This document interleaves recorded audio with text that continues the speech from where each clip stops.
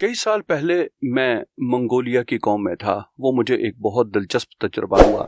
मैं उस वक्त वहां गया जब वहां मुट्ठी भर मसीही थे और मैं वहां यीशु मसीह की इंजील की मनादी करने गया था। और मैं एक ऐसे कस्बे में गया जहां उस वक्त मसीह के पैरोकार बिल्कुल नहीं थे, ना ही कोई मसीही ईमानदार था। दरअसल ज्यादातर लोगों ने कभी यीशु मसीह के बारे में सुना ही नहीं था।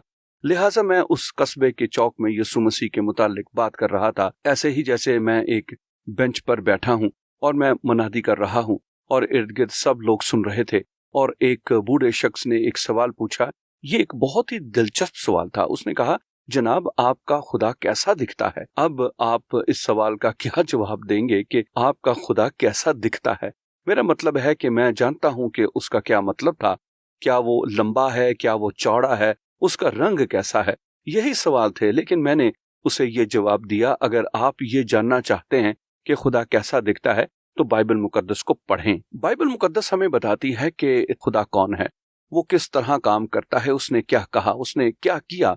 और यीशु मसीह की शख्सियत बाइबल का मरकज है और बाइबल मुकद्दस हमें इस मुकाशफा को कि खुदा कौन है खूबसूरत तरीन तस्वीर देती है।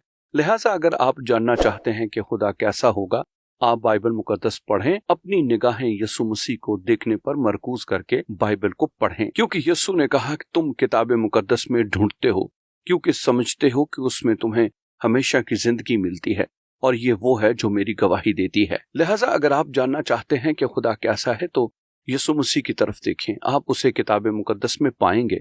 दूसरा तिमोथियस उसका 3 बाब कहता है, हर एक सहीफा जो खुदा के इल्हाम से है तालीम और इल्जाम और इस्लाह और रास्तबाजी में तरबियत करने के लिए फायदेमंद भी है। आप जानेंगे कि खुदा कौन है, कैसा है,